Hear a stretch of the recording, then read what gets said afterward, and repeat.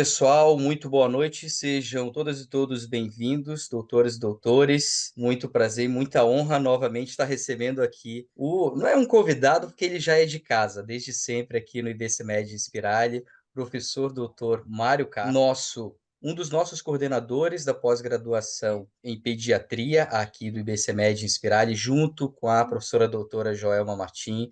O professor Mário Carpi também é coordenador de outro curso aqui do IBCMed Inspirali, que é Urgência e Emergência em Pediatria. Então, pessoal, de pediatria, o Dr. Mário Carpi conhece muito. Não vou aqui apresentar o currículo dele, né? Porque senão vai faltar tempo aqui para a live. E o tema de hoje, gente, é novas definições de sepse e choque séptico em pediatria. Então, pessoal, sem mais delongas, eu vou passar a bola aqui para o professor Mário Carpi, que vai apresentar aqui nossa convidada da noite de hoje. Professor, antes de fazer todo, né, aquele cerimonial ali, você vai apresentar a nossa convidada também, eu já tenho uma provocação aqui para te lançar, tá? E não vamos falar sobre Vamos futebol, lá, porque Hudson. esse time, né, não está numa situação muito razoável, então vamos evitar esse assunto, né? Doutor Mário, você tem uma experiência sólida na pediatria. É o que te levou a ser pediatra, não só médico, você atende em hospital e também como docente há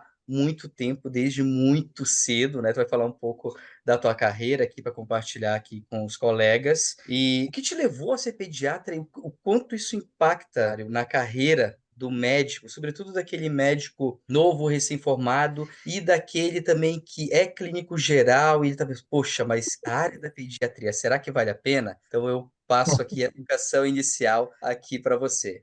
Aproveitem, Tá pessoal. joia. Muito boa noite a todos. Hudson, e é provocação mesmo, viu? Porque ele não combinou que ele ia me fazer essa pergunta.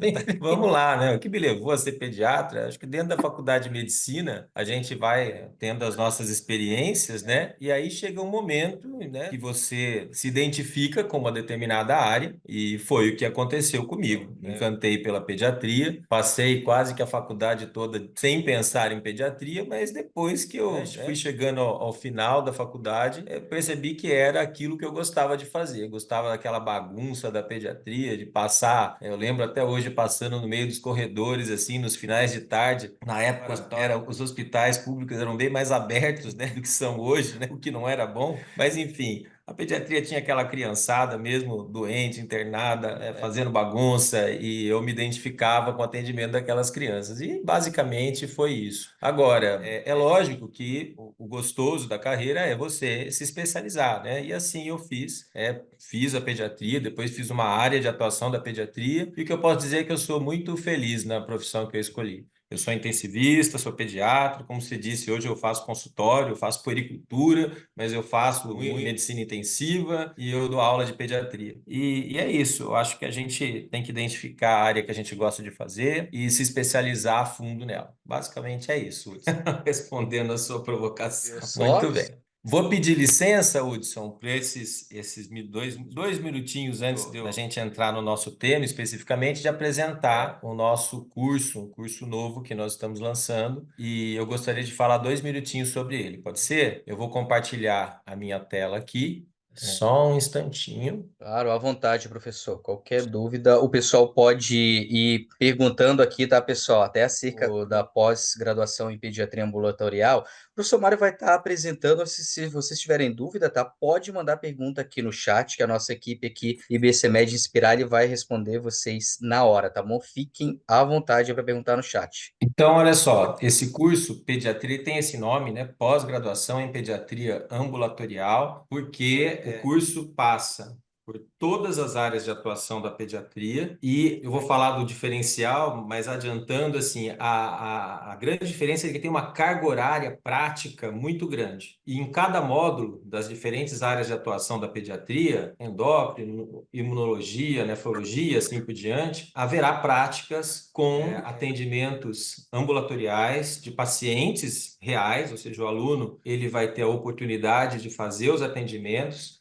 lógico, sob a supervisão e discutindo os casos com o especialista. Então, a grande carga horária prática é um diferencial importante desse curso. Na verdade, ele consta de 24 módulos, são 2 anos de curso, todo mês tem um módulo. Esses módulos são híbridos, né? Totalizando aí quase 1.500 horas. Tem o link aqui para quem quiser mais informações, para não ficar me alongando. Esse curso, eu tenho a coordenação juntamente com a minha grande amiga e queridíssima professora, doutora Joelma Gonçalves Martim. Nós vamos coordenar o curso conjuntamente, estaremos muito próximos e teremos próximos dos alunos e teremos, assim, grandes nomes da pediatria nacional já confirmados participando desse curso. Então, é um curso híbrido, tá? Então, uma parte da carga horária é online, com aulas teóricas, tem uma parte de carga horária que são aulas teóricas presenciais e as atividades práticas, lógico, sempre presenciais. E eu devo, né, puxar a sardinha para o lado da minha área de atuação também, né? É a pediatria ambulatorial. Mas como ele é um curso completo de pediatria, ele tem a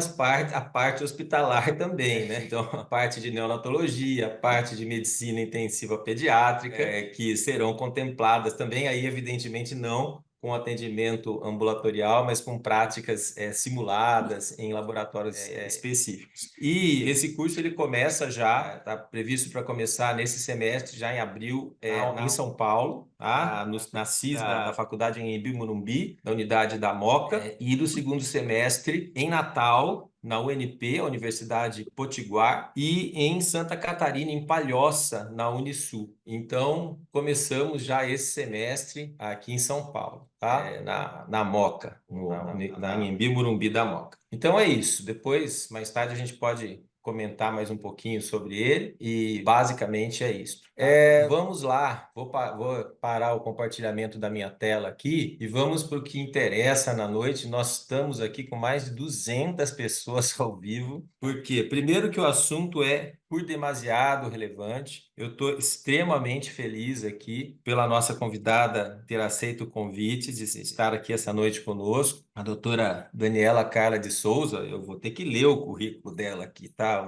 Olha só, ela é presidente do Instituto Latino-Americano de Sepsi, ela é mestre e doutora em ciências pelo Departamento de Pediatria da Faculdade de Medicina da Universidade de São Paulo, docente permanente do programa de pós-graduação estrito sensu em Ciências da Saúde do Instituto Sírio-Libanês de Ensino e Pesquisa, é médica da UTI do Hospital Universitário da USP e do Hospital Sírio-Libanês em São Paulo, é membro do painel de especialistas da Pediatric Sepsis Definition da World Federation, membro do painel de especialistas da Surviving Sepsis Campaign in Children's Guidelines. E ela é carinhosamente chamada por vários alunos meus da pós-graduação que falavam: doutor Mário, quando que você vai dar um jeito da gente ver a aula da menina da sepsia? Ela é a menina da sepsia. E a doutora Daniela Carla de Souza, simplesmente ela participou de todo o processo de construção dessas novas definições, como presidente, inclusive, do Instituto Latino-Americano de Sepsia, e ela participou de todo o processo.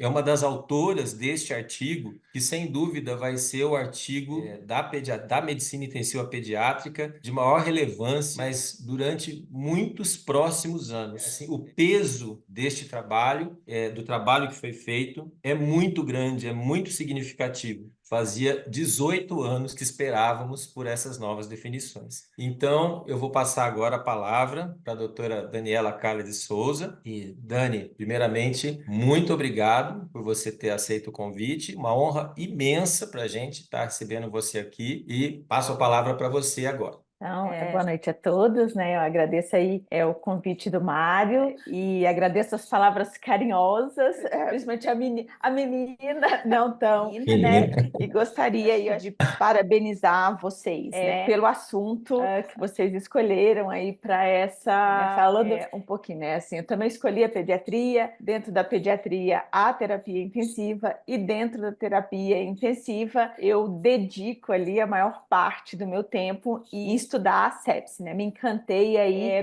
pela sepse. E eu acho que essa live de hoje, né, dentro desse curso que vocês estão lançando de pediatria ambulatorial, ela é assim, acho que eu fico muito feliz de estar falando aqui no lançamento desse curso, porque eu falo que um dos meus objetivos é popularizar a sepse. A gente só vai conseguir reduzir o impacto da sepse, né, popularizando ela entre os profissionais de saúde, até entre o público leigo, né? E eu sempre falo que quem mais estuda sepse é o intensivista. E, na verdade, todos os pediatras deveriam estudar sepse, né? Porque a grande maioria, né, mais de 80% das crianças que têm o diagnóstico de sepse, os sinais e sintomas, eles iniciam fora da unidade de terapia intensiva. Tá? Então, vamos lá começar aí com o assunto aqui dessa live, dessa aula, que seriam as novas definições de sepse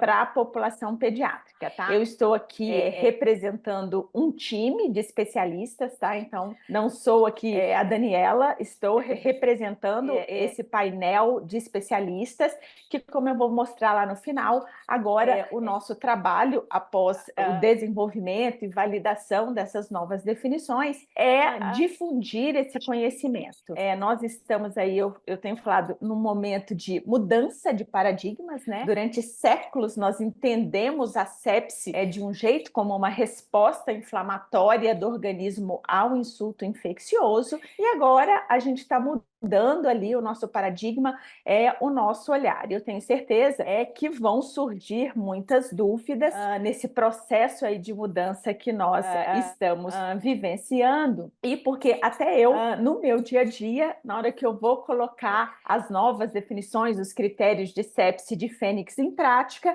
às vezes eu paro, penso e já cheguei a mandar ali o WhatsApp para o Cláudio Flausino, que é um colega brasileiro também que participou aí desse trabalho, e até para os outros colegas ali, porque uma coisa a gente foi lá, desenvolveu, validou, e agora a gente está colocando em prática, né? E por que critérios de sepse de Fênix? Porque o nome Fênix.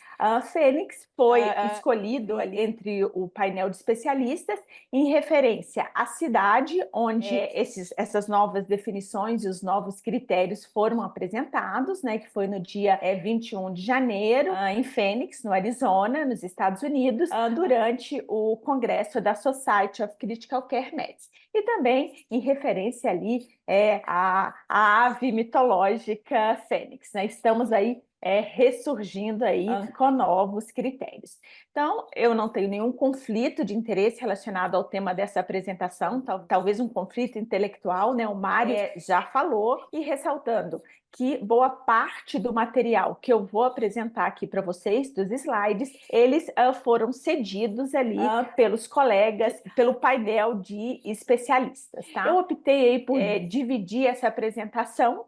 Assim, a primeira coisa, eu sempre falo que eu não sei falar de sepse sem falar sobre os números da sepse, sobre o impacto da sepse, né? Por que nós precisamos de novas definições. Vou falar ali como foi o processo de desenvolvimento e validação desses novos critérios, de uma forma breve, porque foi um trabalho bastante robusto, né? Por um grupo ali de especialistas em análise de Big Data. Apresento os novos critérios, controvérsias, essas controvérsias, muitas delas surgiram em 2019, quando nós começamos a trabalhar, né, o que a gente queria, o que a gente deveria apresentar e deixar aí uma mensagem final. Então, por que novas definições de sepse? Desde 2017, a Organização Mundial de Saúde, ela reconheceu a sepse como uma prioridade de saúde pública devido ao elevado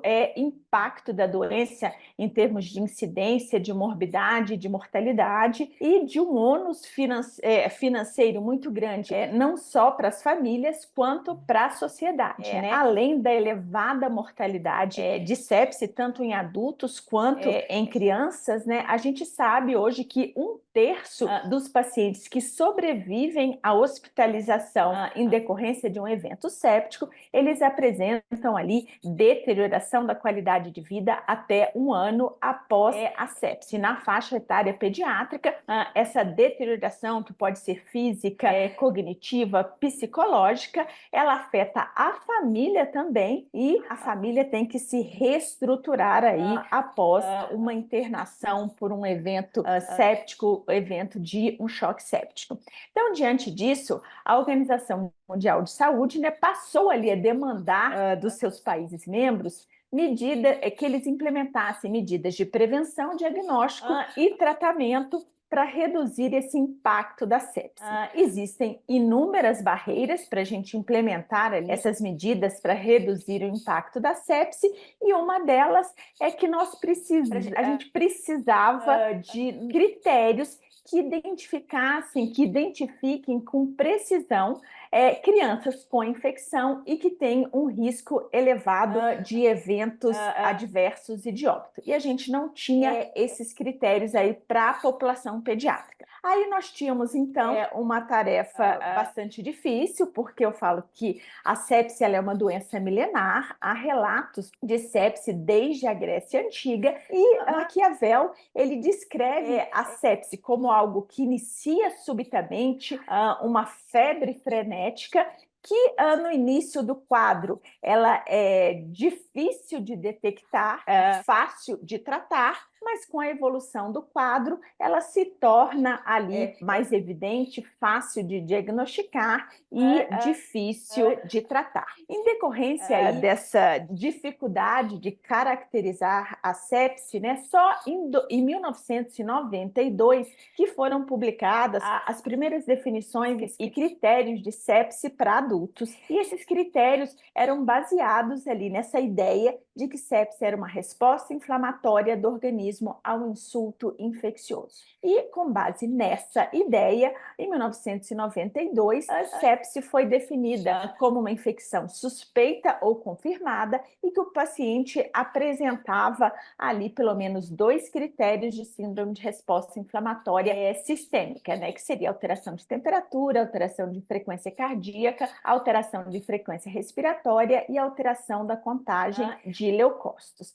Com base nessas definições de 1992, em 2005 foram publicadas as primeiras definições e critérios diagnósticos de sepse para a população pediátrica. Bom, esses critérios eles foram baseados exclusivamente na opinião de especialistas, e esses especialistas tinham como objetivo identificar um grupo homogêneo de crianças com sepse e que tinham elevada mortalidade e tinham um risco elevado de óbito para serem incluídas em ensaios clínicos de sepse. E esses critérios foram baseados ali nos critérios de adulto, né, publicados em 1992 e baseados, então, naquela ideia. Sepse é uma doença inflamatória do organismo ao insulto infeccioso, e a gente caracterizava a sepse como infecção, mais pelo menos 2 critérios de síndrome de resposta inflamatória sistêmica, sepse grave quando o paciente tinha sepse mais uma disfunção orgânica, e choque séptico aquele paciente que tinha sepse mais disfunção cardiovascular. Ao longo aí desses quase 20 anos, desde a publicação desse primeiro consenso de sepse para a população pediátrica, nós vimos e identificamos muitas limitações dessas definições. Acho que a primeira dela é que, de acordo com essa definição, muitos pacientes que são admitidos ali nas unidades de internação com infecção, ou seja, que tem ali, por exemplo, uma pneumonia, e tem critérios de síndrome de resposta inflamatória sistêmica, são crianças que têm uma doença leve, eram caracterizadas como sepse, mas tinham um risco de mortalidade muito baixo, menor do que 1%.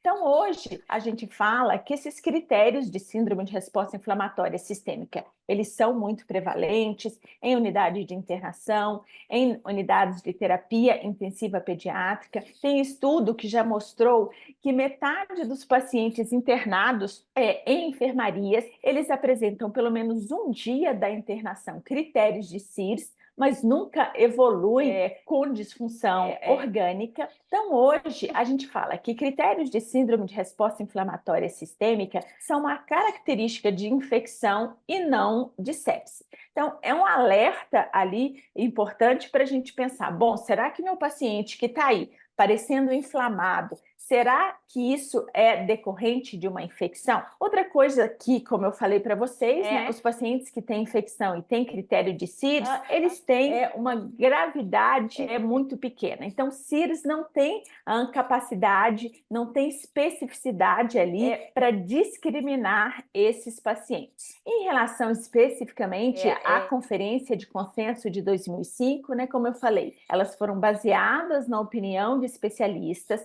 elas foram elaboradas para identificar um grupo homogêneo de crianças para serem incluídas em ensaios clínicos de sepse. Então, elas não foram elaboradas para serem usadas na prática diária ali do hospital, mas como a gente não tinha nenhuma definição de sepse para a população pediátrica, elas acabaram sendo incorporadas na prática clínica.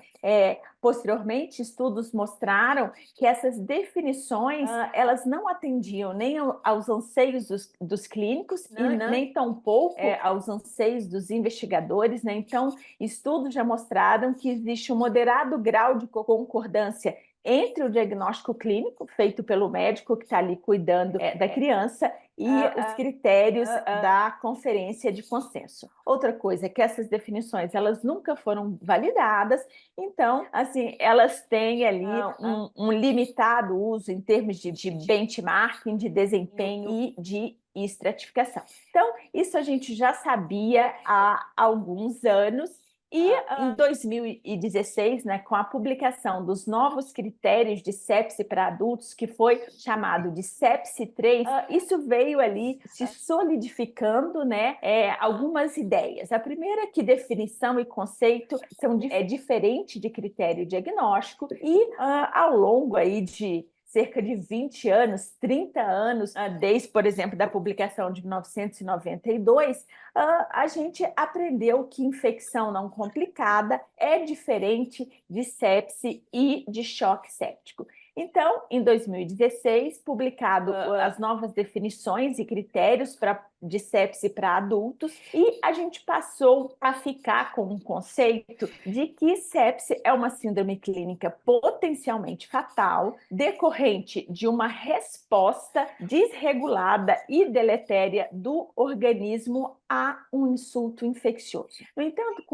quando foi publicada a sepse 3, que foram critérios elaborados com uma metodologia bastante robusta, os autores já deixaram escrito lá no artigo que esses critérios não eram válidos para crianças, porque na análise dos bancos de dados foram excluídos pacientes menores de 18 anos e que havia, sim, a necessidade de desenvolvimento e validação de novos critérios de sepse para a população pediátrica. Então, com isso, em 2018, a Society of Critical Care Medicine, ela convidou ali um grupo diverso de especialistas, né, para trabalharem no desenvolvimento e validação desses novos critérios de sepse para a população pediátrica. Por que eu falo que é um grupo diverso, um time diverso? Então, participaram desse processo 35 especialistas da área de enfermagem pediátrica, terapia intensiva, infectologia, medicina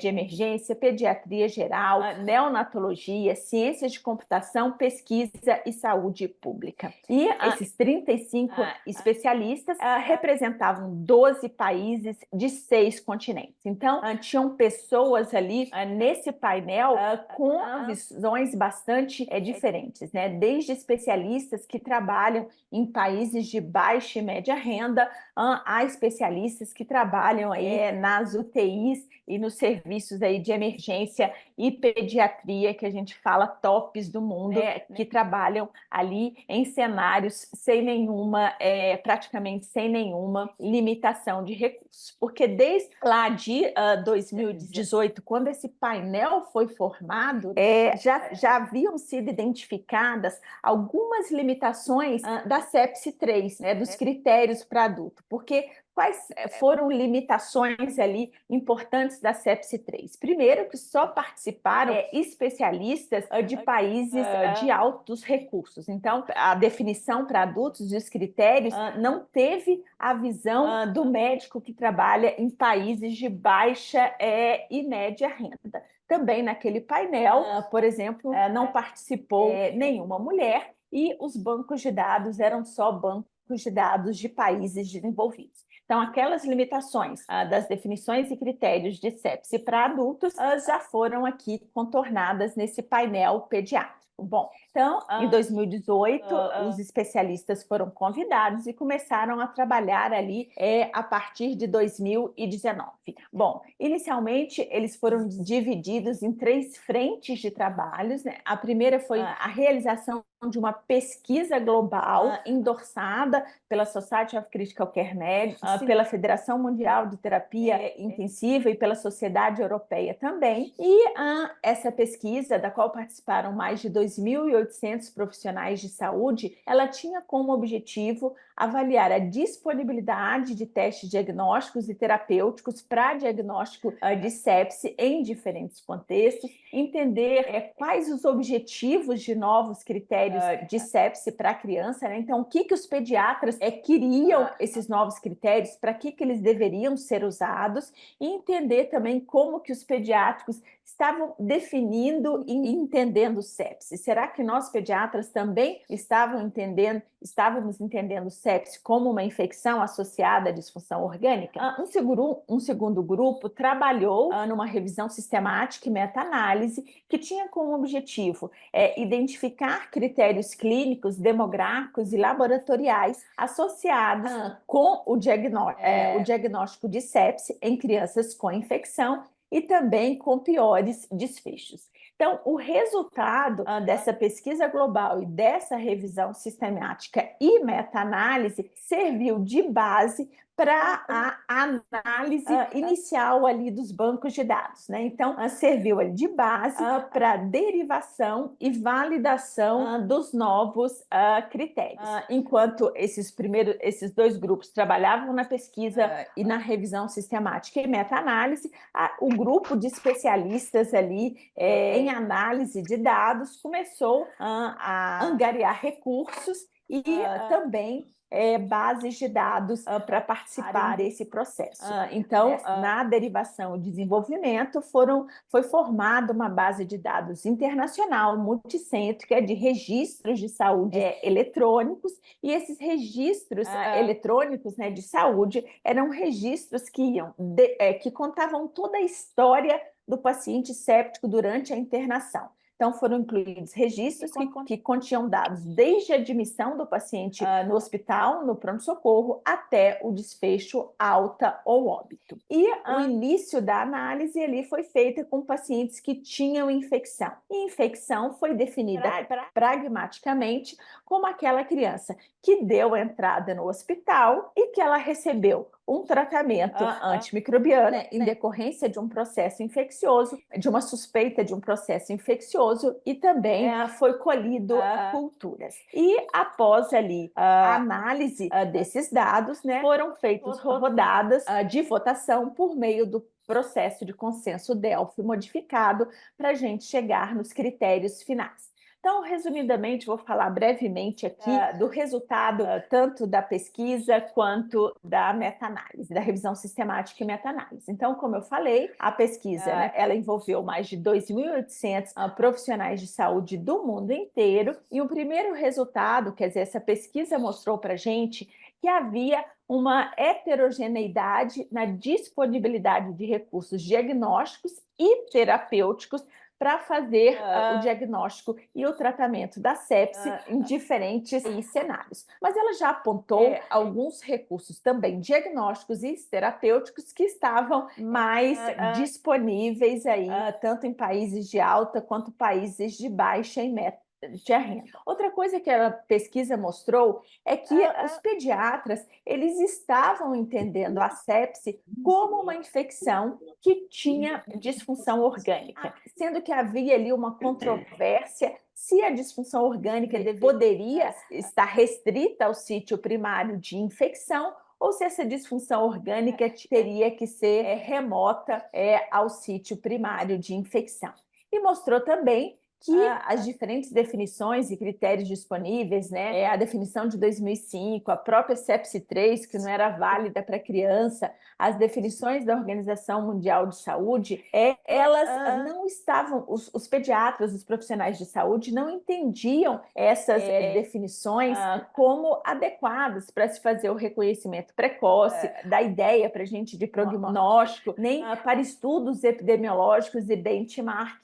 Essas definições que a gente tinha não estavam sendo úteis e que esses profissionais queriam novas definições que pudessem ser usadas ali para o reconhecimento precoce, para dar uma ideia de prognóstico, para estudos epidemiológicos, para envolvimento de crianças em estudos de sepse e em benchmark. Então, o que a gente concluiu nesse trabalho inicial, que havia um limite na disponibilidade de recursos aí nos diferentes cenários, que todos queriam novas definições para serem usadas, tanto à beira-leito, quanto em pesquisa, em estudos epidemiológicos, em programas de melhoria de qualidade em sepse, e ali não havia ali uma unanimidade no que a palavra significava, mas parecia que a gente estava entendendo a sepse como uma infecção e uma disfunção orgânica. Posteriormente, a revisão sistemática e a meta-análise, ela tinha, como eu falei, o objetivo, né, identificar variáveis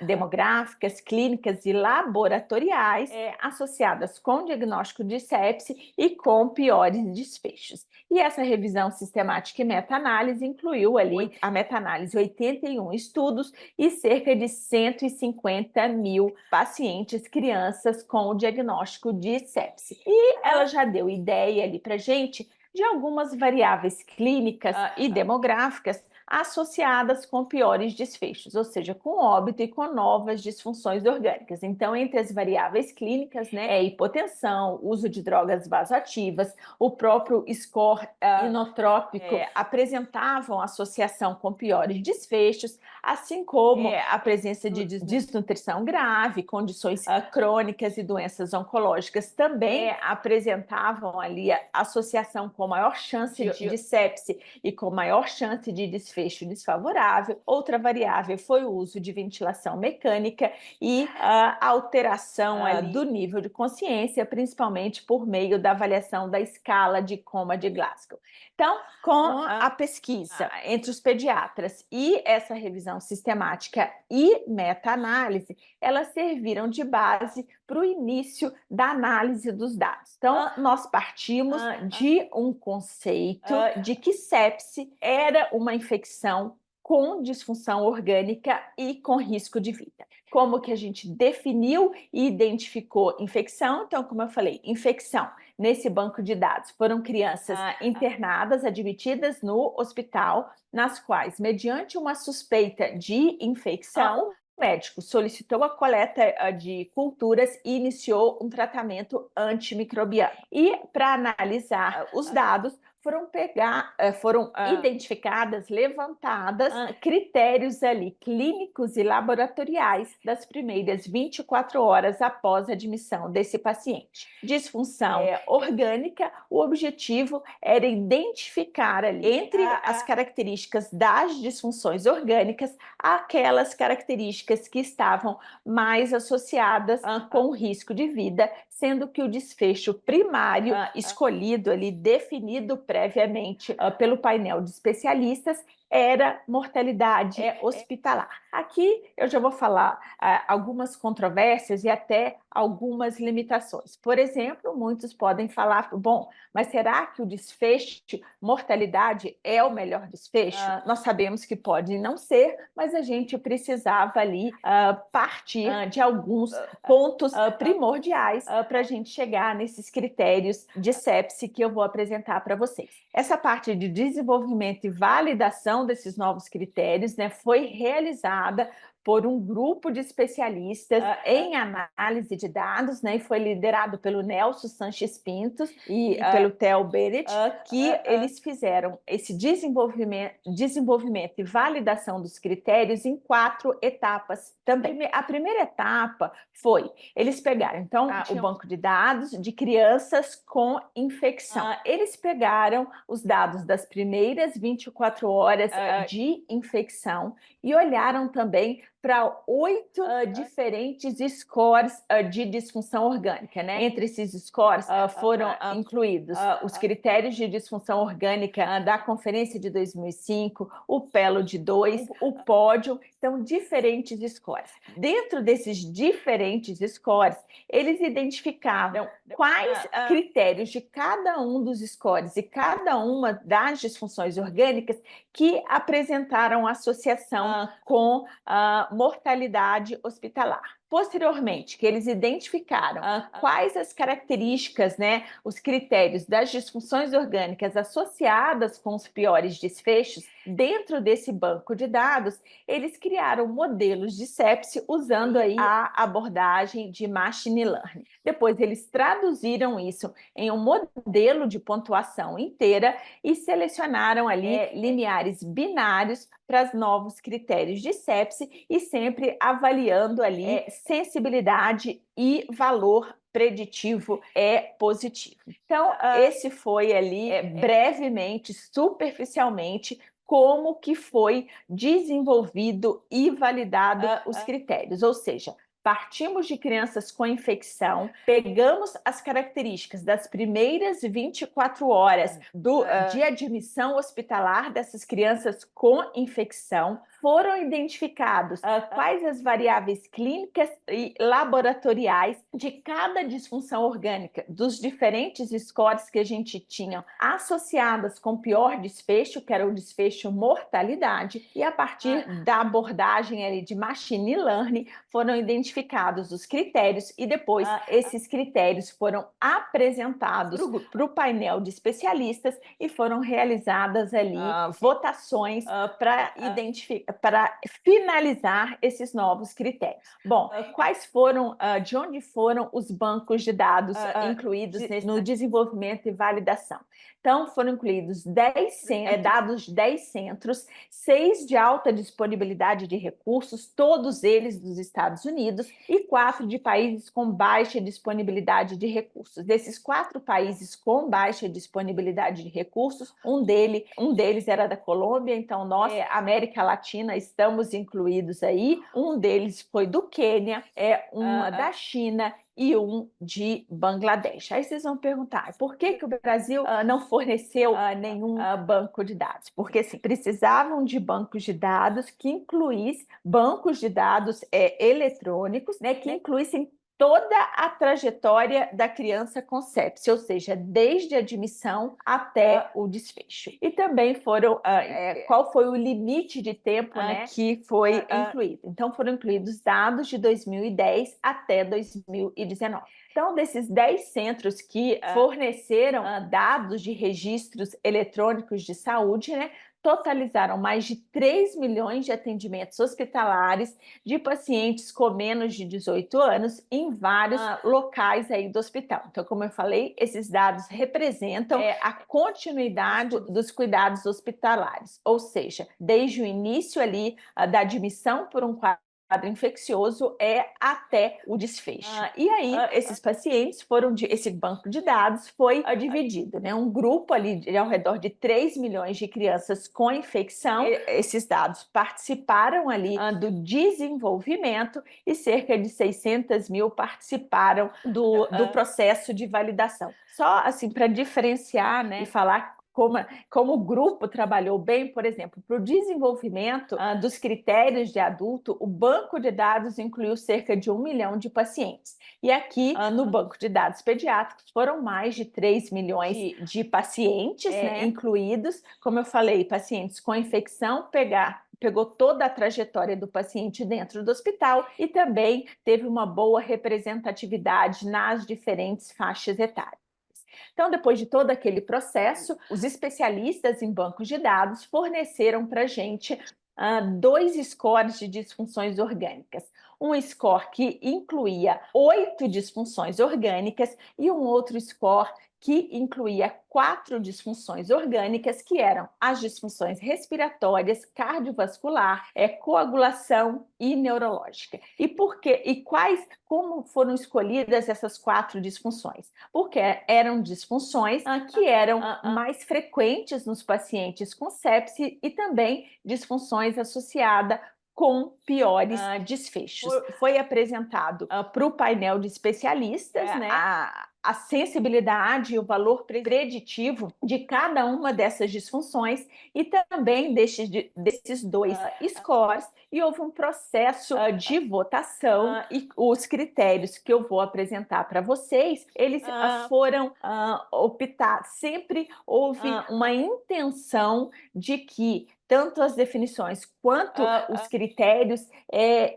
houvesse ali uma ideia de que eles fossem mais simples, mais fáceis de serem utilizados à beira-leito, ou seja, havia a intenção de que fossem critérios pragmáticos. E para haver um consenso ali, durante o processo de votação, tinha que participar mais de 80% dos membros do painel de especialistas e haver ali uma concordância de mais de 80% em termos de ter um critério preferível e aceitável. Então, aqui eu só mostrando, quando se comparou o score com as 8 disfunções orgânicas, né, respiratória, cardiovascular, coagulação, neurológica, endócrina, imunológica, renal e hepática, quando comparada com esse score de 4 disfunções orgânicas, eles apresentaram sensibilidade e valor preditivo positivo semelhante para o desfecho mortalidade. E durante o processo de votação, os especialistas optaram por esse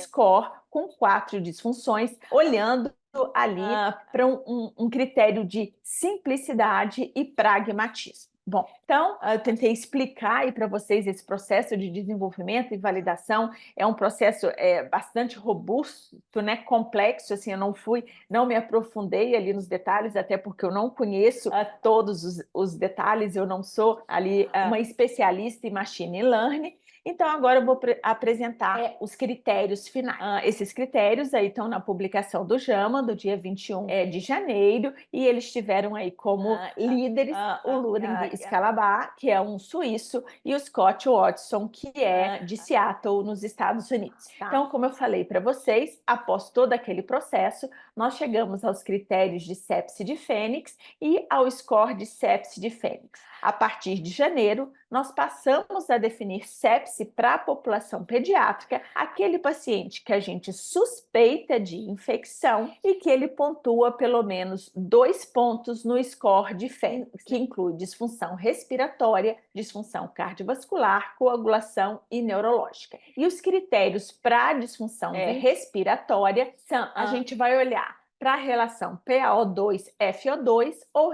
relação saturação FO2. Saturação FO2, e esses critérios podem ser aplicados tanto para pacientes em respiração espontânea, quanto em pacientes que estão em uso de qualquer dispositivo de ventilação, ou cânula nasal de alto fluxo, ventilação não invasiva, CPAP e ventilação invasiva. Tá? Ressaltando que se a gente for utilizar a relação saturação FO2, ela só pode ser calculada se a saturação é menor do que 97%. Na disfunção cardiovascular, inclui os critérios, né? Uso de droga vasoativa, hiperlactatemia ou hipotensão, definida por meio da pressão arterial média. Ressaltando que o lactato ele pode ser arterial ou venoso. Na publicação, o resultado do lactato ele é dado em milimol por litro. Aqui no Brasil, acho que a maioria dos lugares a gente tem o resultado resultado em miligramas por decilitro. Então, para a gente transformar milimol por litro em miligrama por decilitro, basta dividir por 0,111 ou multiplicar por 9, tá? Alguém pode falar, no meu serviço eu não tenho como medir a pressão arterial de forma automática, eu não tenho a pressão arterial média. Então, ressaltando que a gente pode calcular a pressão arterial média por meio da fórmula. Bom, o sistema de coagulação, né, requer a coleta de exames, ressaltando que muitos vão falar, no meu serviço eu não tenho disponibilidade de dedímero nem de fibrinogênio. O paciente pode pontuar aqui de várias formas.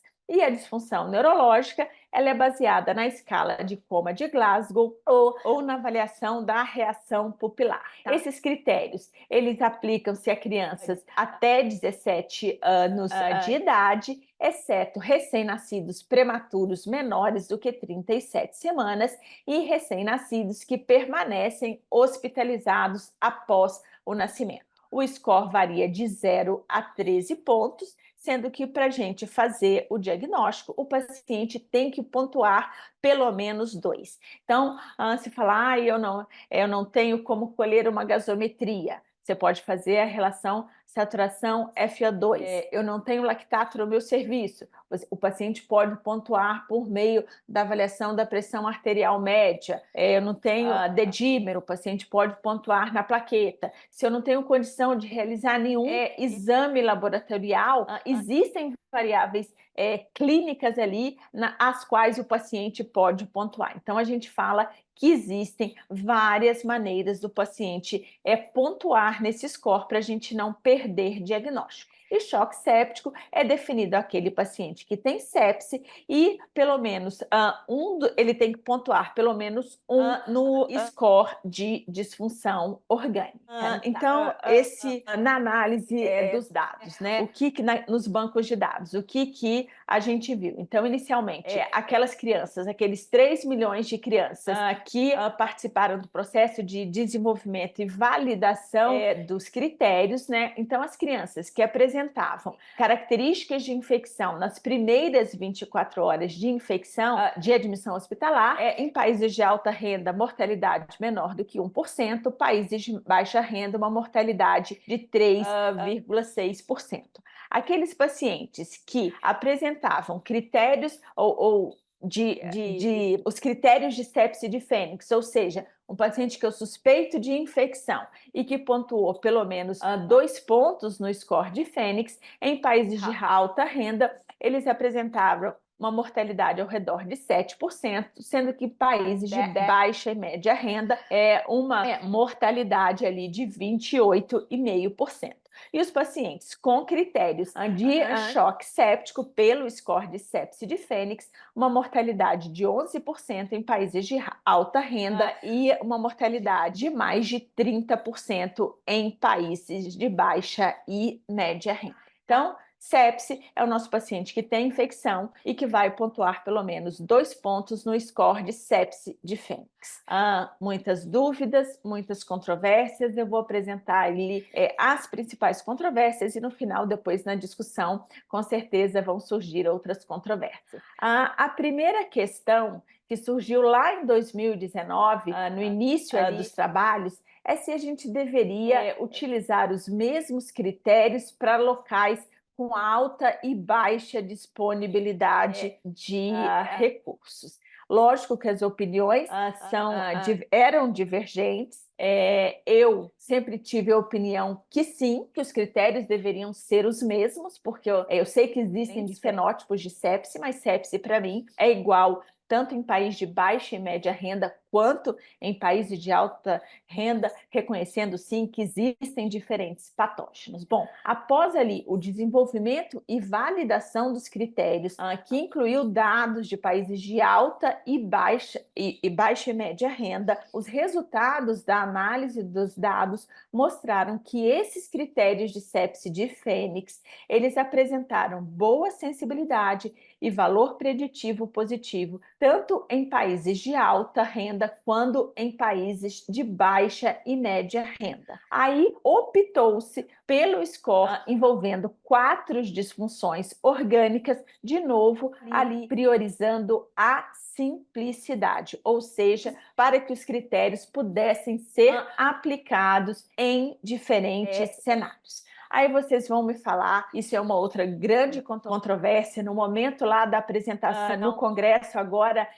em janeiro, né? Houve lá até uma discussão ali até mais acalorada. Será que as outras disfunções, por exemplo, a disfunção renal e a disfunção hepática, não são mais importantes? Pelo contrário, elas são muito importantes. Mas, de novo, como o score de 4, com 4 disfunções orgânicas, apresentava uma sensibilidade e um valor preditivo positivo para o desfecho mortalidade igual ao score de 8 disfunções, priorizou-se a simplicidade, ou seja, o desempenho para predizer mortalidade, para identificar pacientes com infecção, com disfunção orgânica e com risco maior de óbito, ou seja, aquele paciente que a gente precisa diagnosticar e tratar rapidamente, o score com 4 disfunções e com 8 disfunções apresentava o mesmo desempenho. Então, priorizou-se a simplicidade e a menor dependência de exames laboratoriais.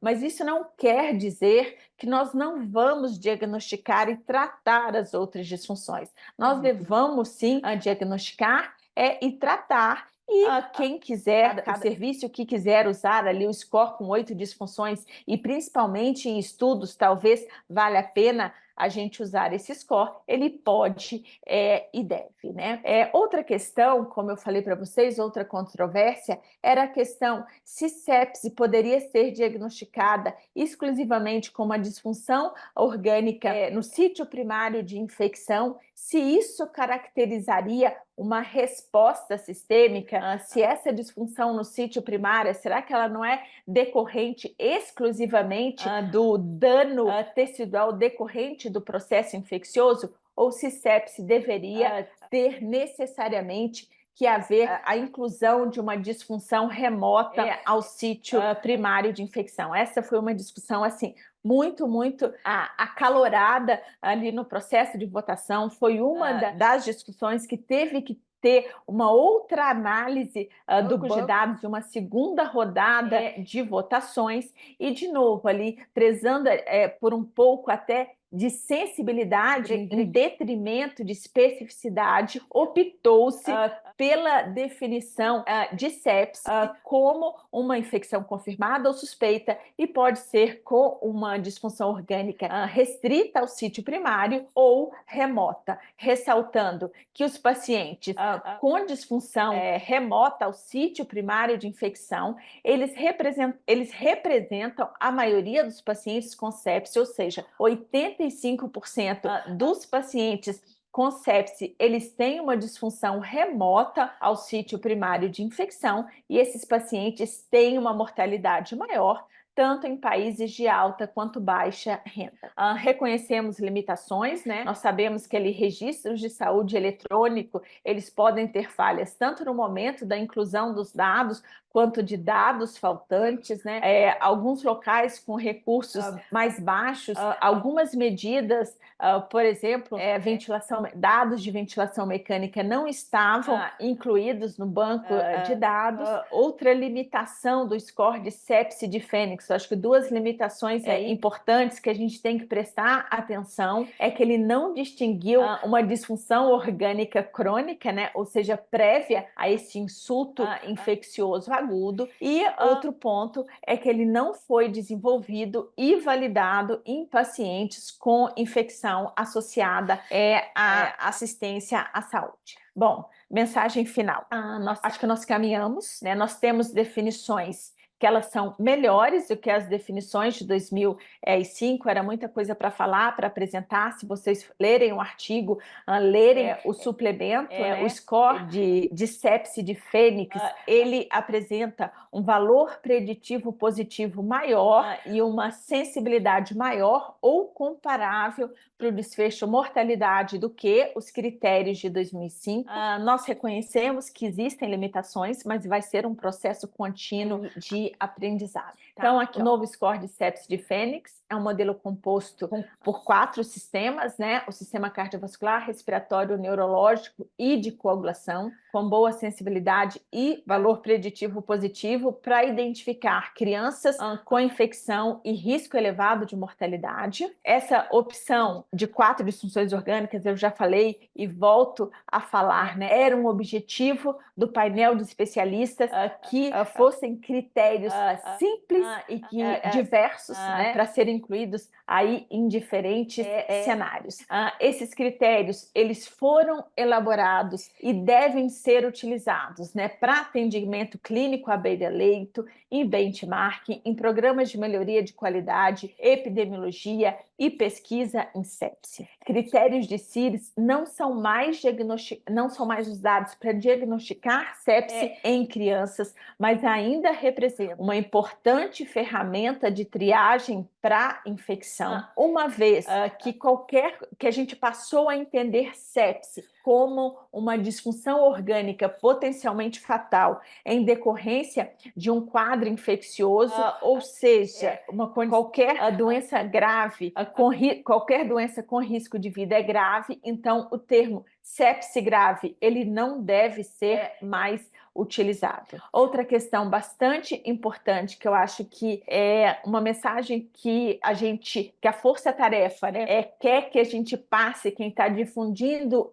esse consentimento, esse novo conceito e esses novos critérios. Que esse score de sepse de Fênix, ele não foi desenvolvido para ser utilizado como uma ferramenta de triagem. Então, diante de uma criança que a gente olha para a criança e fala assim, bom, essa criança não está bem, ela não parece bem, se eu suspeito que esse quadro dessa criança de não parecer bem, de não estar bem, é decorrente de uma infecção, eu devo fazer a pergunta, será que pode ser sepse? E de acordo ali com o protocolo de cada serviço, eu vou colher exames e começar a tratar essa criança. Então, assim, esse score não é para ser utilizado como triagem, ele deve ser utilizado para confirmar o diagnóstico e a gente vai começar a tratar o nosso paciente antes mesmo que a gente confirme o diagnóstico. Então, se eu suspeitei de infecção, eu vou dar antibiótico. Se o meu paciente tem infecção associada a uma disfunção orgânica, eu vou iniciar a terapia de suporte orgânico antes mesmo que eu confirme o diagnóstico por meio do score de sepse de Fênix, né? Ele ficou um pouco mais específico, mas o início do tratamento ele deve ser baseado ali num critério sensível, ressaltando que a sepse é uma emergência e que tempo é vida. Se a gente só começar a tratar depois que eu confirmar o diagnóstico, eu vou perder muito tempo e eu vou piorar o prognóstico do meu paciente. Quais os próximos passos? Disseminação e implementação dos novos critérios é o que nós estamos fazendo aqui hoje. Na hora que a gente for aplicar a beira-leito, vão surgir dúvidas.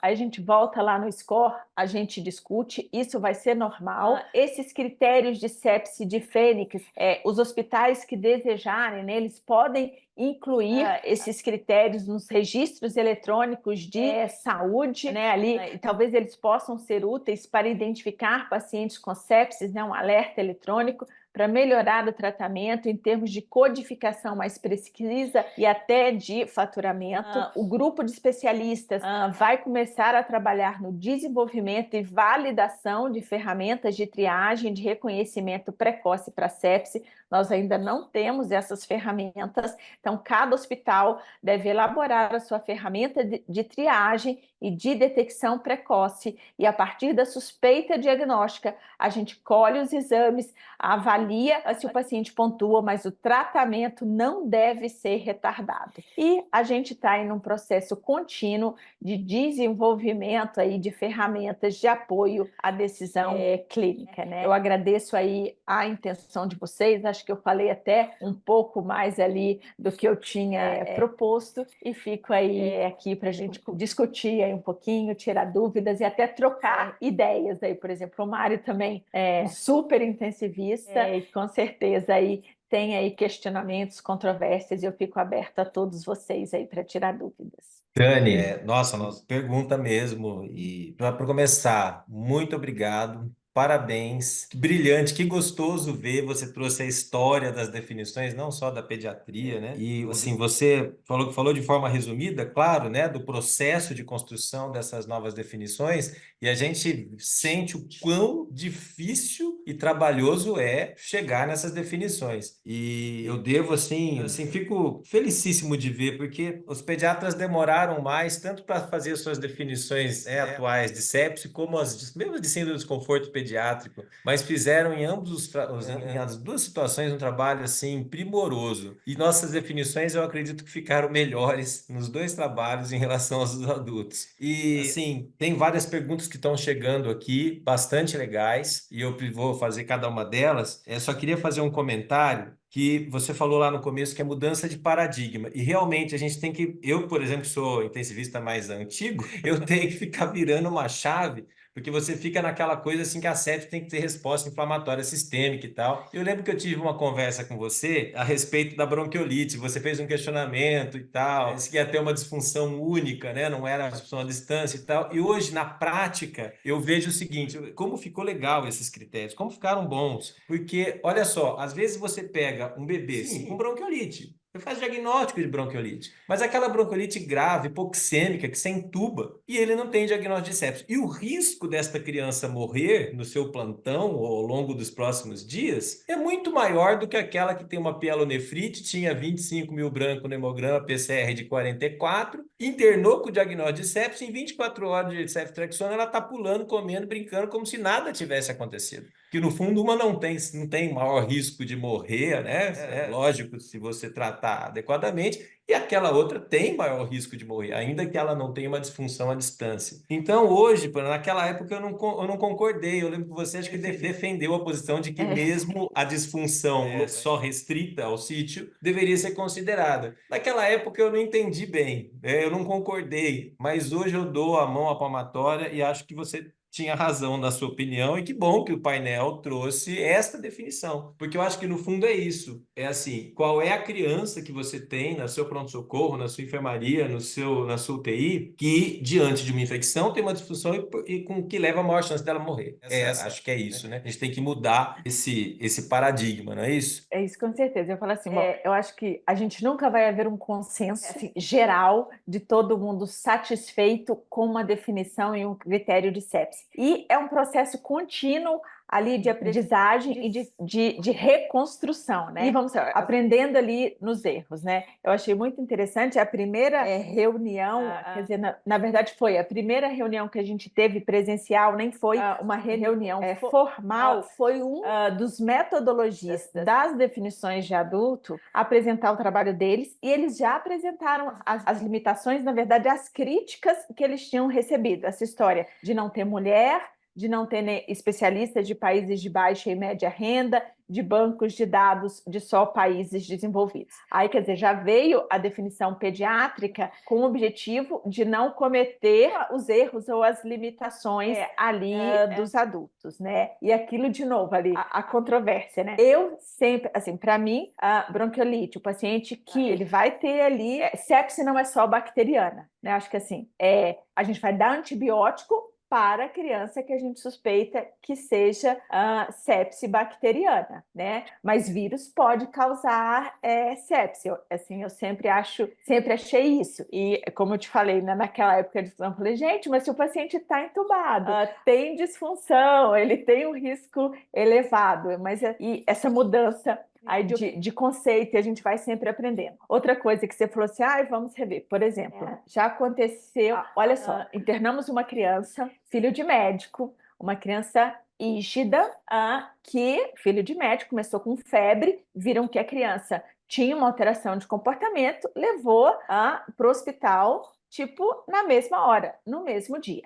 Chegou lá, a criança tinha febre, ela tinha sinais clínicos de hiperperfusão tecidual. Então, foram coletados exames, deu antibiótico e deu volume. E na hora que você foi ver os exames, a criança, ela recebeu volume, ela melhorou o sinal de hipoperfusão. No tempo zero, ela não tinha hiperlactatemia, ela não evoluiu com hipotensão, ela não evoluiu, ela não precisou de droga vasoativa. Aí todo mundo, e aí, que diagnóstico que ela tem? Aí ele falou, não, ela tem uma infecção grave, mas ela foi diagnosticada precocemente, ela não evoluiu. Então, por isso que eu falo que a gente todo dia tem que pegar, às vezes eu pego o score, eu olho, eu paro, eu penso, porque assim, essa mudança de paradigma. E a mãe da criança, né, eu chamei ela, eu conheço ela, ela falou, como assim? Ela não é pediatra, ela falou assim, mas ela sabe de sepse. Ela falou, como assim? Ela não tem sepse? Eu falei, não, ela não. Fique tranquila, sua filha não tem sepse. Portanto, aí eu falei, fico feliz que o risco dela de desfecho desfavorável é muito baixo, né? Mas é uma mudança de paradigma, de conceito. Né?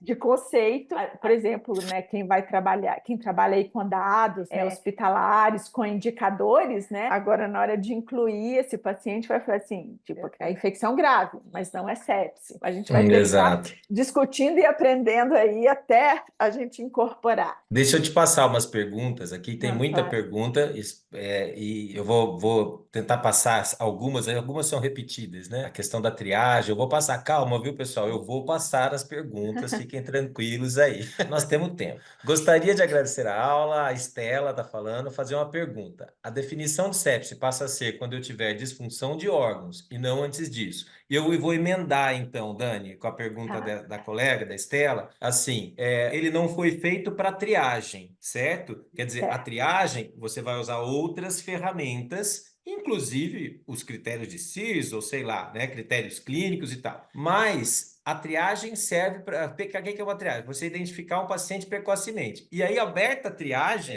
você vai aplicar esses determinados, né? Vai usar os seus critérios, abriu a triagem, vai coletar alguns exames, vai fazer algumas análises clínicas, e aí sim, para confirmar, você vai usar o Phoenix Sepsis Score. E sim, né? Tem que ter disfunção orgânica, é a nova definição, correto? Ele não é uma ferramenta de triagem, mas ele vai permitir o diagnóstico precoce a partir do momento que você tem uma boa triagem e um diagnóstico uniforme. É isso.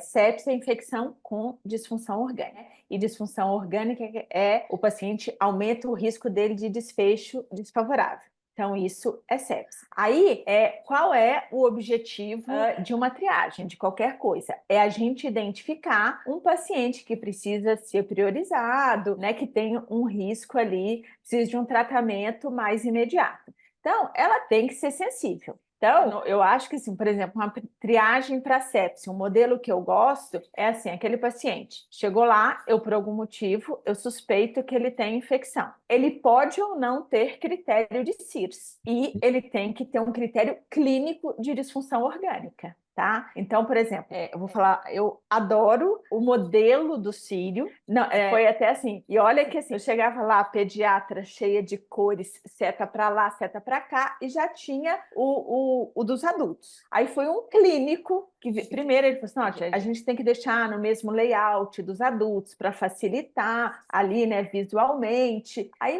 tipo, o clínico que virou e falou assim, olha, vamos fazer assim, são 3 critérios, o que a gente chama de A, um paciente que suspeita de infecção. B, ele tem critério de CIRS. 6, critério clínico de disfunção. Para a gente abrir o protocolo, o paciente pode ter infecção, CIRS e disfunção, ou ele pode ter só infecção e disfunção orgânica e não ter nenhum critério de CIRS. E é que, lógico, aqui não era essa aula, era das definições. Eu coloco sempre um slide quando eu vou dar aula de reconhecimento precoce, que a gente tem 2 maneiras de suspeitar e ali começar a colher os exames. Eu tenho um paciente que eu tenho infecção. Aí eu vou lá e pergunto, será que meu paciente tem alguma disfunção orgânica por causa dessa disfunção? Se sim, eu vou para o lado da sepse. Aí chega um paciente que ele chegou lá, você olha e fala assim, ele tem disfunção orgânica, olha aqui, está mal perfundido, está com alteração de comportamento. Aí você faz a pergunta, será que essa disfunção é por causa de uma infecção? Aí, para mim, triagem tem que ser nessas duas vias, né? E aí eu começo a tratar, colho os exames e confirmo ou não se o paciente tem o diagnóstico pelos critérios de Fênix. Perfeito. Não sei se deu para Dani, ler. deu sim, perfeito. Carla, deu boa noite, agradeceu a aula. Ela mandou as duas perguntas. Lendo o artigo e aplicando na prática, me surgiram algumas dúvidas. O score de Phoenix deve ser aplicado somente nas primeiras 24 horas da criança na unidade de saúde, ou seja, crianças que evoluem para sepsia, choque séptico durante a internação prolongada, o score não é válido? E a outra pergunta que ela faz, se um paciente tem PO2 e FO2 entre 100 e 200, mas sem estar na ventilação invasiva, ele teria 2 ou 1 ponto? A primeira pergunta dela, peraí, Mari, agora eu foquei no Da segundo. questão se ele é aplicado nas primeiras 24 horas da criança, Então, ou seja, criança que isso, ó. evolui para sepsia depois, ele não é válido? É isso que ela pergunta. Então, ele foi desenvolvido e validado nas primeiras 24 horas. Então, coloca ali como uma limitação que ele não é válido para sepse associada à assistência à saúde. Mas eu acho, sim, que eu sou a favor da gente aplicar esse critério para todo mundo. Lógico que a gente tem que entender que é uma limitação. Eu acho que dá, mas aí é opinião minha, né? Ela, que a gente deve usar ele sim, até no sentido de olhando para a simplicidade. Eu não vou poder botar um fluxo de sepse para quem está nas primeiras 24 horas e um fluxo para sepse que a gente diagnostica intra-hospitalar. E a outra é a relação PO2 e eu tenho que voltar lá Entre no 100 e score. 200, mas sem estar na ventilação invasiva. Está em VNI ou alto fluxo e tem uma relação de 100 a 200. Ela pergunta se ela pontua com 2 ou com 1 ponto. Lá embaixo, tem que olhar na tabela, porque 100 e 200 seria abaixo de... Eu não sei de cor, eu não... Quer que eu volte aqui? É que na não invasiva, só tem uma linha de pontuação. Que Então, é independente, um... se tiver menor que aquele lá, é 1 ponto, não é? Para pontuar 2, ele tem que ter a baixa relação PO2 e FO2 e estar em ventilação mecânica. Então, se ele já não é... E lá embaixo, na tabela, no artigo, tem a explicação embaixo ali. Isso. Na não invasiva, no máximo, ele vai pontuar Ele vai 1. pontuar Tá menor que aquele valor lá, mesmo que seja muito baixo, é 1. Para ser E 2, assim, tá lá. E assim, tem uma outra pergunta que fala da questão, os critérios agora são laboratoriais e não clínicos. Eu não vejo assim, porque quando eu pego os 4 critérios, você pega lá, relação PO2 e FO2. Quando você substitui pela saturação FO2, virou um critério clínico. Sim. O cardiovascular, tirando o lactato, a questão se você está usando droga vasoativa ou não e quantas, e a pressão arterial, que é um dado clínico. E o neurológico é completamente clínico e o único que é laboratorial completamente é a coagulação. Mas ele pontua no máximo 2 pontos, e aí vamos colocar assim, bom, se o paciente tem CIVD e ele tem alteração de TP, de TPA, de fibrinogênio, antes disso ele tem alteração de plaqueta, né, que já é uma pontuação. Plaqueta e coagulograma quase todo mundo consegue fazer, pelo menos um hemograma, né? Então, eu acho até que o legal do score, na minha opinião, é que ele ficou muito mais clínico do que laboratorial. Eu tenho essa impressão, ele ficou fácil de aplicar. Eu com você, por exemplo, eu adorei a relação saturação FO2, porque eu acho, assim, lógico que deve ter lugar que não sei, eu imagino que um oxímetro ali, eu acho que deve ter, Verdade.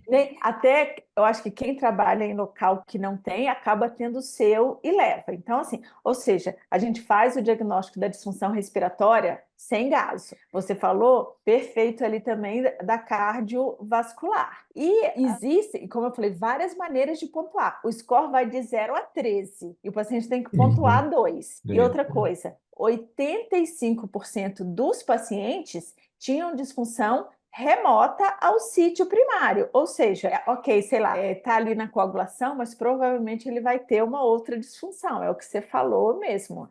Aí tem o José Francisco agradecendo a aula. Professora, alguma indicação ou sugestão de score de triagem de sepse baseado nesses novos critérios? Não, não, Não, porque não é para isso. não é para isso. Assim, havia até a intenção, mas não houve tempo e também o banco de dados ali não tinha muitos dados para você analisar triagem. Mas os trabalhos já estão começando, já tem um grupo trabalhando, porque existe esse objetivo, sim. A gente quer estabelecer esses critérios, mas ainda não foi possível. E aí tem muitas perguntas falando, eu posso usar o CIRS como critério? Pode, como a Dani respondeu antes, né?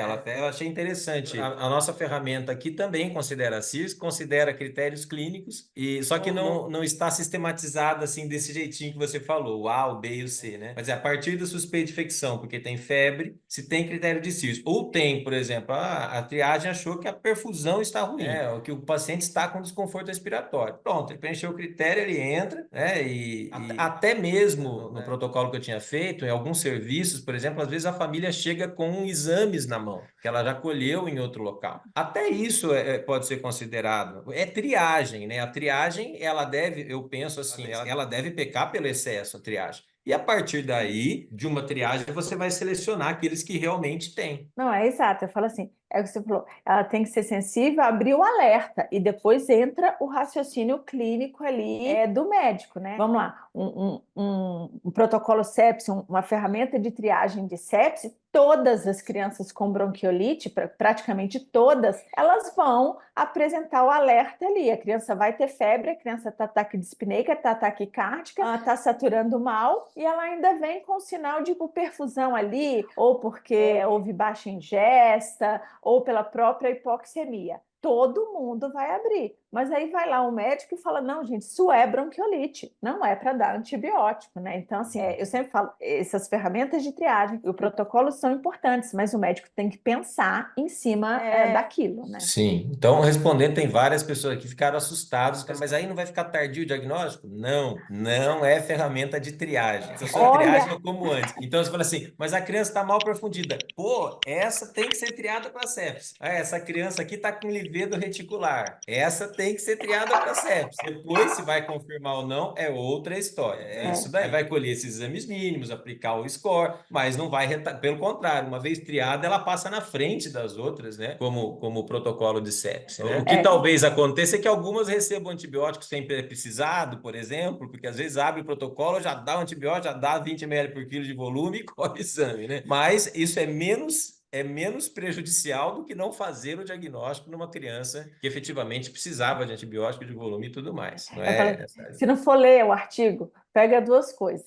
Pega a tabela, põe no bolso do score e pega o fluxograma, aquele fluxograma lá que eu mostrei na aula, e também põe no bolso, assim, suspeitei e começa a tratar. E aí outra coisa que eu sempre falo, ok, dei o antibiótico, no dia seguinte, cheguei à conclusão que não suspende, não persiste no erro, né? Perfeito. Olha só, a Aline está perguntando sobre a questão da aplicação relacionada à idade, de não ser aplicada a recém-nascidos menores de 37 semanas, mas usando a idade gestacional corrigida após 37 semanas, iremos usar o score de Phoenix? Continuará variando os scores de sepse neonatal tardia? A partir do momento que ele passou de 37 semanas, a idade corrigida, ok, ele vai valer, desde que ele tenha ido de alta, né? Isso, acho que é essa a dúvida. Aquele paciente que nasceu e sempre esteve internado e está lá dentro da UTI neonatal, continuam valendo os critérios de sepsia neonatal anteriores, né? Tem que ter ido de alta, quer dizer, um bebê, tudo bem, nasceu prematuro, foi de alta, passou alguns dias, ele volta e ele já tem mais de 37 semanas. Aí é o de Phoenix. Sim. É isso daí. Perfeito. Tem sempre muitas perguntas. O pessoal tem muita dúvida sobre as triagens, né? E que bom, porque as pessoas estão preocupadas em fazer o diagnóstico precoce. Talvez poderiam utilizar como triagem a presença de qualquer disfunção orgânica, seja clínica ou laboratorial. O Igor Colasso, meu amigo Igor Colasso, um abraço aí em Recife, em Olinda. É isso mesmo, tá? Como juntar a aplicação desses critérios com a definição do tratamento de choque séptico pelo surviving? Pois a hipotensão é algo mais tardio na pediatria, às vezes o uso de expansão vem antes de termos a pressão baixa. Pergunta da Luciana. Assim, por exemplo, se a gente olhar lá para o artigo da campanha Sobrevivendo à Sepse, ela divide, por exemplo, a história ali do antibiótico, se o paciente tem choque séptico ou se ele tem sepse associada a outras disfunções. Então, ou seja, o que está ali no artigo, sepse associada a outra disfunção, a gente vai chamar de sepse, porque sempre vai ter uma disfunção orgânica, e o choque séptico é aquele que vai ter a disfunção cardiovascular, né? De novo, o tratamento vai iniciar com critério clínico. Se meu paciente tem critério clínico de disfunção, igual o caso que eu falei, da filha da médica, ela tinha ali alteração de perfusão, ela tinha tempo de enchimento capilar alterado, mas o neurológico dela estava bom, ela não pontuava no Glasgow, ela recebeu o volume e melhorou. Assim, o tratamento continua igual. Janeiro do ano que vem tem a atualização da Surviving Sepsis, mas eu acredito que não vai mudar muita coisa. Né? Eu também acho, não há nenhuma dissociação entre eles, entre o novo critério e o tratamento. Achei que eles são absolutamente aplicáveis.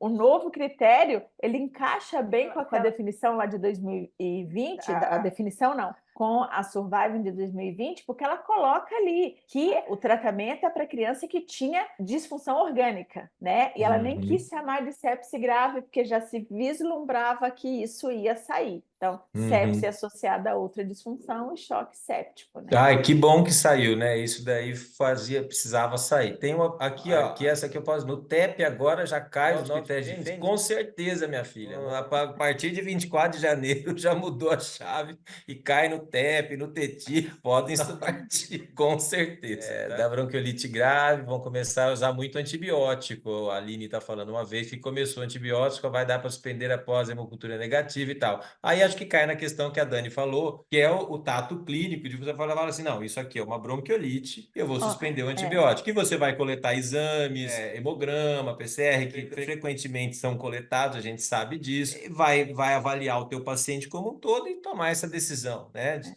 continuar ou não o antibiótico. A gente tem que ter coragem de, uma vez definido como um quadro viral, tirar o antibiótico, não é isso? E até nem colocar, né, Mário? Porque assim, eu sei a história do gerenciamento, quem faz gerenciamento do protocolo sepse, né? Aí foi lá, o paciente preencheu todos os critérios e o médico não deu antibiótico, é não conformidade. De novo, eu vou falar lá do Círio, né? Abaixo de tudo lá, tem infecção, tem síris, tem disfunção orgânica, existe uma linha embaixo para o médico ir lá e falar assim: eu fecho o protocolo, é bronquiolite, eu não vou dar antibiótico. Para isso não cair na não conformidade ali do gerenciador ali do protocolo sepse. Muito bem. Olha, Dani, eu acho que é isso.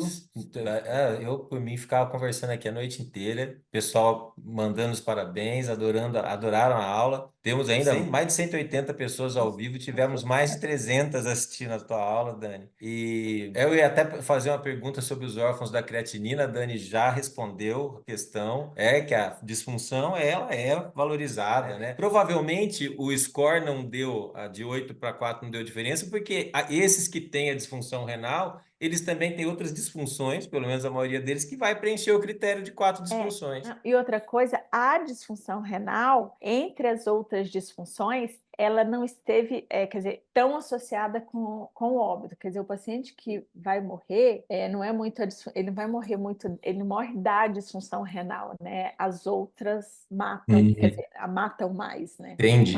Mas quem faz UTI e estuda rim Disfunção ou renal. ficou chocado e indignado. Como pode? Aliás, foi a primeira pergunta que eu te mandei no dia seguinte que saiu o artigo, né? Mandei os parabéns para a Dani e mandei essa pergunta. Ô Mário, tá pedindo ali a referência. Eu posso compartilhar Claro. a tela, sabe? Porque eu tenho. Deixa eu só voltar aqui no. Ixi, mas eu não sei. Peraí, cancelar. É porque o meu slide estava oculto. Eu vou fazer o seguinte: eu vou compartilhar sem ser tela cheia, que aí eu tenho o QR Code. Ué, o que aconteceu? Não está indo? Já carrega. Ah, tá, peraí. Porque Isso, aí eu tenho aí você para de compartilhar de QR novo. A minha Code. amiga Letícia Não. Gonzalez está aí. Olha só o Eu Regis. tenho o QR Code do. Quanta gente. Ué, será que não foi? Volta ali o slide anterior. Será que eu fechei? Não, peraí, vamos lá. Pessoal, enquanto a doutora Daniela está ali buscando, só para responder algumas perguntas aqui, Mário, muitos colegas perguntaram onde é que essa aula vai ser gravada, onde ela vai ser postada. Gente, para os alunos matriculados, tá, em quaisquer cursos IBCMed e Inspirali, vocês vão lá nas disciplinas extras,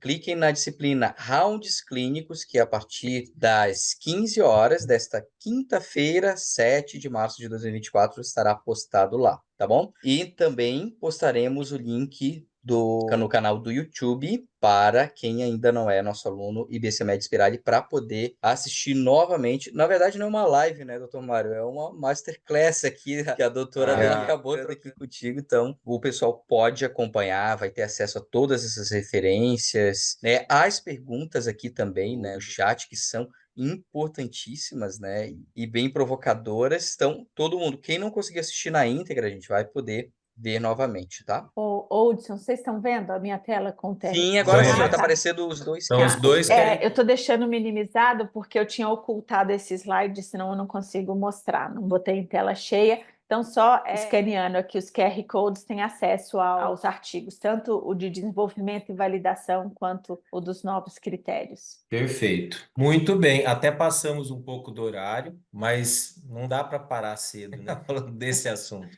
Dani, mais uma vez eu quero te agradecer. Quero agradecer a todos que estiveram presentes, tá? Que participaram, que valorizaram aqui a nossa discussão. Esse é um assunto assim primordial. A Dani falou lá no começo, né? Que a gente está falando aqui do curso de pediatria ambulatorial e trouxe um assunto sepse, né? Para falar aqui na divulgação desse curso. É lógico, porque a Dani falou que é popularizar esse diagnóstico, né? Essa visão, a visão e a percepção da sepse. E isso passa por uma série de ações também que são preventivas, né? E que a gente precisa discutir. E isso é discutido desde que o nenê nasce, passando pela puericultura, passando pela imunologia, quando ele tem determinadas condições de risco. Então, tem muita coisa. E o conhecimento ele avançou demais e hoje a gente tem aí tantos pacientes que têm sim doenças crônicas, não necessariamente limitantes, mas que são fatores de risco para essas crianças terem infecções e infecções mais graves e a prevenção ela tem um papel fundamental, né, nisso daí.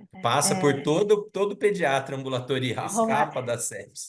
Dava para a gente ficar falando aqui a noite inteira, né? Você falou de prevenção, né? O estudo SPRED-PED, né, que foi o estudo que é brasileiro, né, que a gente avaliou prevalência, mortalidade, fatores de risco de sepse em UTIs pediátricas brasileiras, dois fatores que apresentaram associação com óbitos são passíveis de prevenção, que é imunização incompleta ou desconhecida. Então, no estudo brasileiro, aqueles pacientes que estavam internados na UTI e que tinham o status vacinal desconhecido ou incompleto, apresentou associação com maior óbito e também infecção associada à assistência à saúde, também associação com óbito. Então, assim, envolve tudo. Envolve todo mundo. Perfeito. Antes de eu passar para a Dani as considerações finais aqui, mais uma vez, quero falar do nosso curso, o curso de pediatria ambulatorial.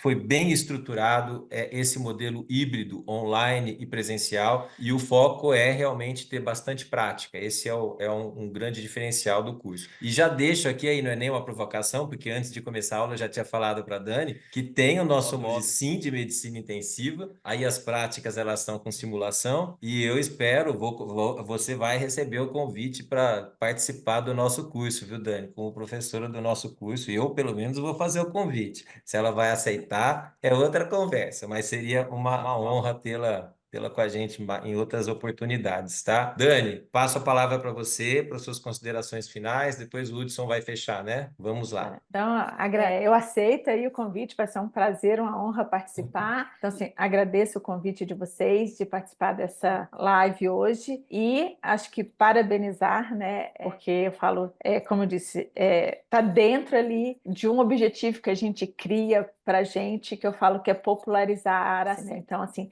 parabéns por essa iniciativa num curso ali começando aí de pediatria ambulatorial. Então, o que eu queria deixar de mensagem, né? Como eu falei, estamos mudando aí de paradigmas, então a gente vai ter que incorporar esse conhecimento, vai lá, tem dúvida, discute, olha. A definição não é perfeita, mas ela, como o Mário falou, né, a gente acha que ela ficou melhor. Sepse, tempo é vida, então assim, suspeitou, começa a tratar e depois você confirma o diagnóstico. Então, se quiser fazer um card, faz o card da tabela com os critérios e o card ali com aquele fluxograma. Suspeita, uma criança não está bem, em decorrência de uma infecção, começa a tratar. Não atrase o tratamento querendo confirmar o diagnóstico por meio dos critérios de Fênix. Muito obrigado, Dan, mais uma vez. Hudson, com você. Olha, pessoal, o que eu posso dizer aqui, né? Em primeiro lugar, gente, sempre agradecer a presença de todos vocês aqui, doutoras e doutores, professor Mário Carpe, doutora Daniela Souza, que aula, né? Até falar para o Diego para a gente trocar o nome do evento de live, né? Porque foi um aulão, a gente gosta de falar, né? Masterclass, né, Mário? Aquela coisa mais mainstream. Mas, de fato, é só ver os feedbacks aqui dos colegas aqui no chat, né? As perguntas, as provocações, referências, isso aí fala por si só. Então, pessoal, em nome aqui do IBCMed Inspirali, a gente agradece muitíssimo ao Dr. Mário, à doutora Daniela, por terem aceitado o nosso convite, né? O Dr. Mário já é de casa, praticamente um dos pilares aqui dos cursos do IBCMed, então, sem mais delongas, mas doutora Daniela, muito obrigado, um prazer te receber aqui conosco. Muito obrigado novamente a todos. Pessoal, relembrando, quem não conseguiu assistir ou perder um pedaço aqui da super aula da doutora Daniela e do doutor Mário, pode entrar em contato conosco aqui, tá? Pelo número que eu passei ali no chat, tá bom? Se não conseguir abrir o link, gente, tem um número de WhatsApp que é aqui do IBCMed, Inspirali, tá? A partir de amanhã a gente vai estar disponibilizando o link do YouTube para quem não é aluno ainda do IBCMed. Para quem é aluno também, pode pegar o link e compartilhar com os colegas, até porque conhecimento, né, pessoal, nunca é demais, mas numa aula dessa. E quem é nosso aluno, lembrando, vai lá na disciplina extra chamada Rounds Clínicos e vai estar lá a gravação da aula de hoje, bem como outros rounds, inclusive um dos primeiros foi uma participação aqui do professor Mário Carpe, doutora Joelma, doutor João Lira, professor Fioreto, enfim, tá lá um dos primórdios ainda, lembra, Mário? Ainda na época da pandemia, tá lá, rounds clínicos, tem de tudo quanto é área, pessoal, para vocês aprofundarem ainda mais os conhecimentos. Então, novamente, o nome do IBCMed Inspirali, doutor Mário, doutora Daniela, muitíssimo obrigado, doutoras e doutores, uma ótima noite e, novamente, obrigado e até a próxima. Boa noite, obrigada. Até mais, obrigado.